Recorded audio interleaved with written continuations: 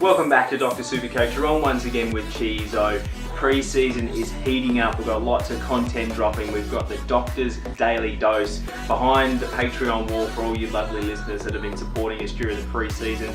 Now, we've learned today you've got to be really careful of Cheryl, the receptionist. She gets a little bit touchy, a little bit feely. You've got to be a little bit wary of her when she's taking you through to see the doctor and get your team looked at and get those players assessed for your side. So just be wary of Cheryl, that's all we've got to say. I thought as Marsh is about to start tomorrow, we might as well do a little bit of a Cheezo's Champions team reveal, a bit of a team ream. You can hit me up in the comments and tell me everywhere that I've gone wrong, because I'm trying to improve as much as you guys are. So let's jump straight into it. But Cheezo, you've got 3 players in your team and you're telling me you got Hugh Greenwood at F5. You're crazy. And you would be absolutely right if this was my side. However, this is our little advent calendar type deal where we're peeling back a layer every single day to reveal another player on our Doctor's Daily Dose podcast. A little deep dive that we're doing on some players that we want to talk about in the preseason. A lot of discussion happening inside of the Slack channel. And we really want to, get our opinion out there one by one, and we can cover these players that you've been individually asking us a lot over the preseason. So today we had Hugh Greenwood. He got accosted a little bit by our receptionist Cheryl there. He's got to be a little bit careful. I think she tried to slip her number to him on the way out of the waiting room after his little checkup this morning, but I think he escaped okay, which is good, especially with his new bub coming out. And all healthy and things like that. So Hugh Greenwood, day 3.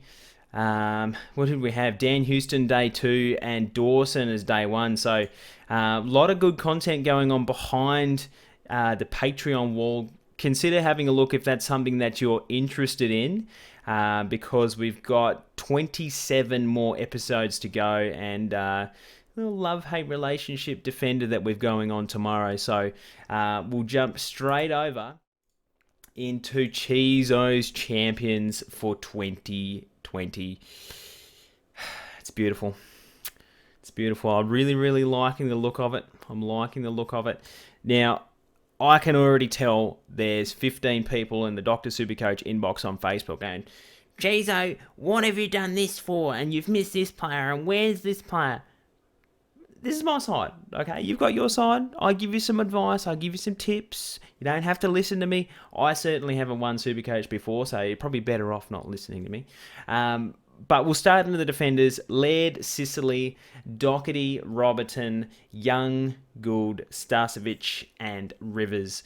Obviously, a lot of the rookies are placeholders. I'm going to preface it now because you're going to say, where's Mead? Why haven't you got this rookie in there? They're placeholders. They're a fluid environment. They're in and out very, very often in the preseason. A lot of the premiums have been there for a long time. So it's just the rookies that we're looking at. The defense line, everyone's telling me just how much value there is. And you're right. There's a stack of value in the defense line. You're looking at Duday as well. Houston's in there. Sorry, JB. I just couldn't fit him in.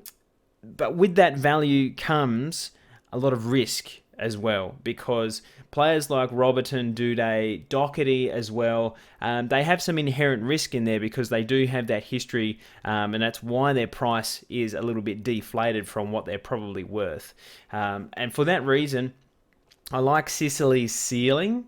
I think, with McAvoy and Frost potentially taking a little bit more of the lockdown role, I think it might free Sicily up a little bit. And in their trials, he's been pretty much the general across halfback. So everything's looking good. Yes, he's a bit bipolar. I'm hoping that floor improves this year with the help of not having to be a lockdown defender. The problem with Sicily is he's actually a genuinely good lockdown. I was surprised when I found that out. But his one-on-one stuff is top 10 in the league. And so, that really is a little bit of a negative to him if we're honest, because it means that at any point in time they could decide they need him to be a little bit close at checking, and that's not going to help our Supercoach scores amazingly, not being able to float around. But I've got confidence that those additions this year might help free him up, and I'm interested to see the preseason. Laird is kind of like that counteracting counterbalancing the Sicily. You've got either side of the scales. You've got that high variation, high standard deviation with Sicily. On the other side, you've got Laird, just 92 every week. That's what I'm going with. Also like that he's got the middle bye as well, working that in a little bit. Why have I picked Robertson over Duday? This is a personal opinion that I feel safer taking Robertson in because I just think that I want to see game time from these guys early at this point of the season. A month out, I want to see them ready to go on top of the ground. And the fact that Duday is still being held back a little bit is just a little concerning to me. And I would have preferred to see Duday playing in Marsh 1 rather than maybe sort of playing under 23 sandfuls or whatever they're doing.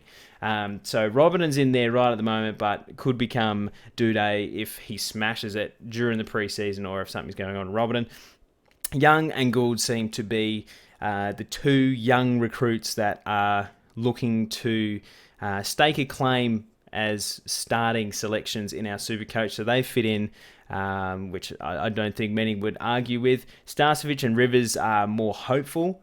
I think the main news helps Rivers a little bit, but I'm not entirely sure he's going to be playing from round 1. It's not going to be like a Hoare situation from last year, I wouldn't think.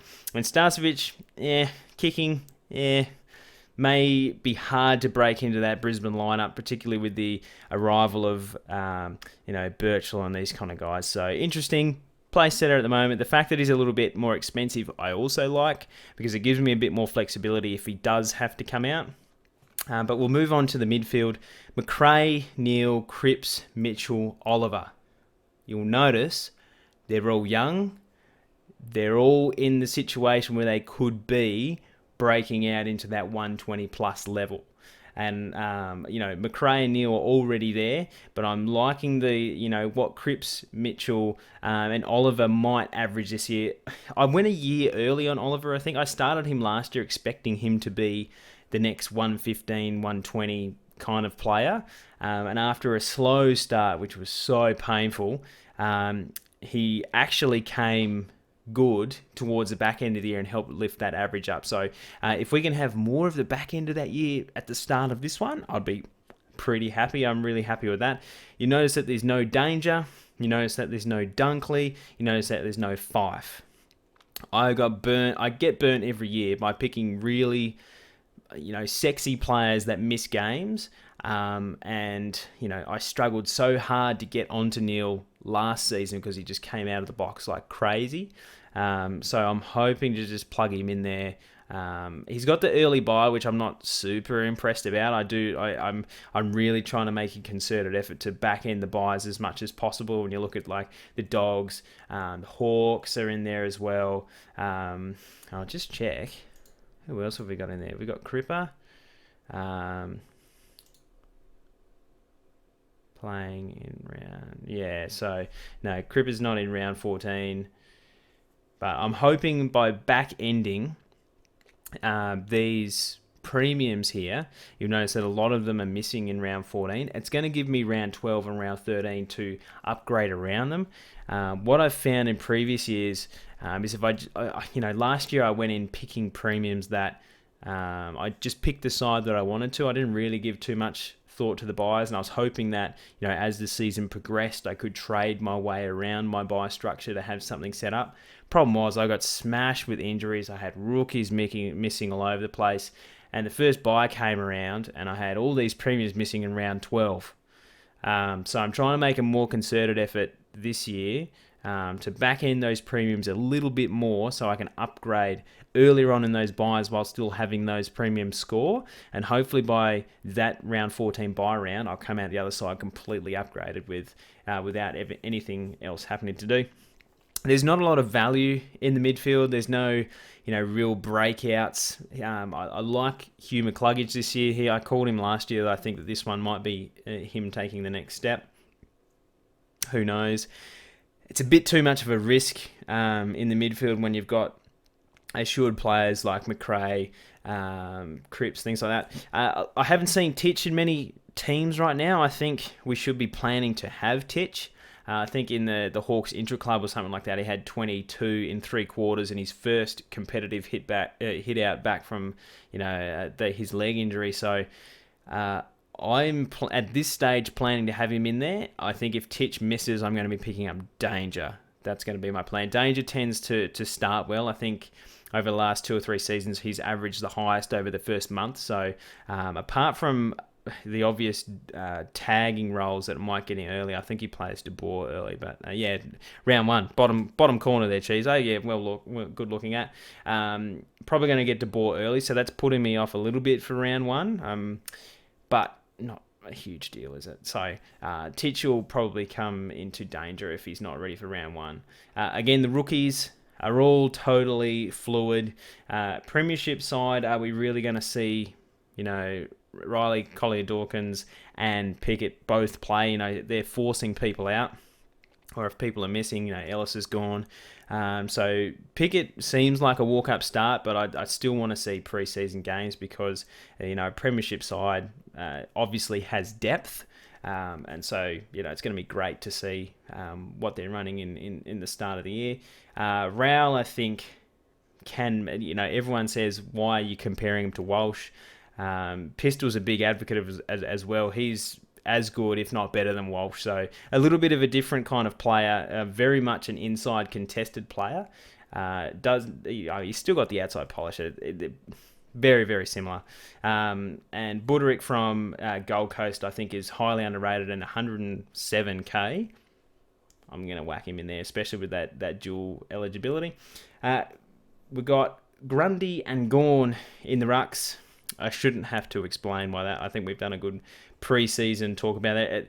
Everyone wants to take a risk on someone in the rucks, particularly Gawn. Gawn's going to be right for round 1. He has, had the 2 best ruck seasons statistically according to Champion Data in the last 2 years. He's in career best form. As long as he's not injured, you just pick him. Right, if you're not picking Gawn, then you can't. For the same reason, you shouldn't be picking Grundy. Just take Nick Nat and Riley O'Brien, and then use the same excuse for how you're going to upgrade to them. I just want them stuck in there because there's a chasm between 1 and 2 and 3 and 4.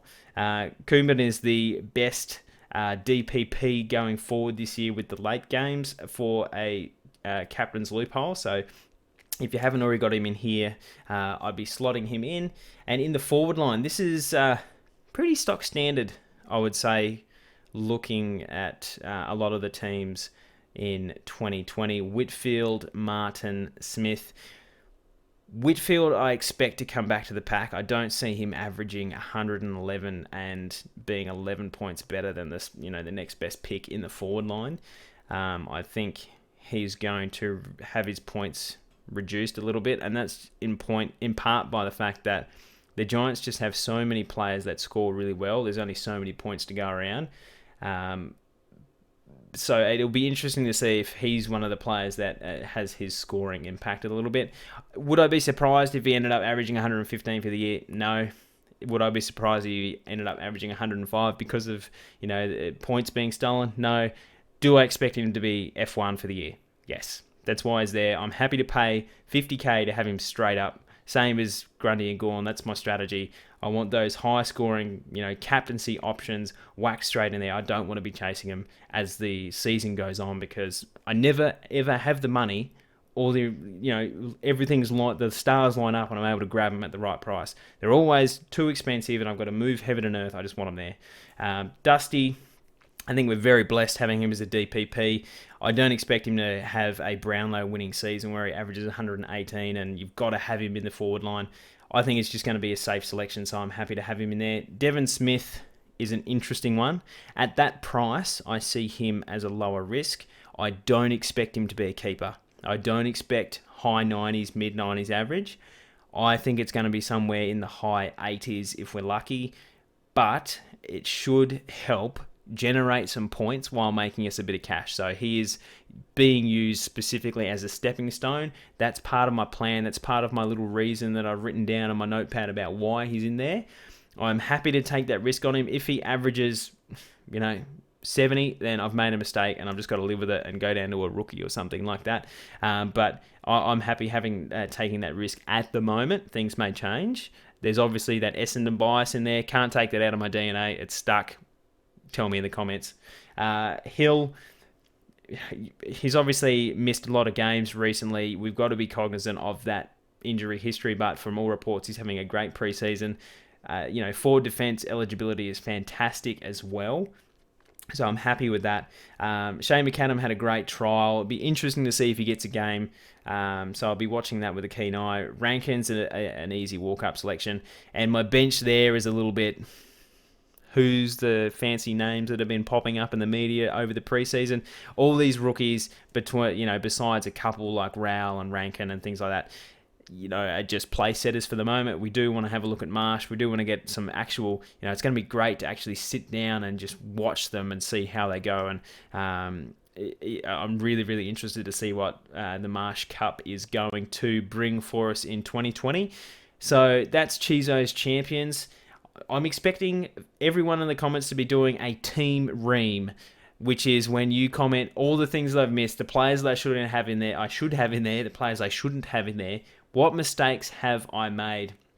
So I really, really hope that you enjoyed this little look into a team reveal with Cheezo's champions. We've obviously got the streaming setup, basically underway. Live shows coming in 2020. That's going to be super, super exciting. Thanks for checking in with me. Let me know how it went. Do you like it? Do you not like it? I'm vanilla, I know.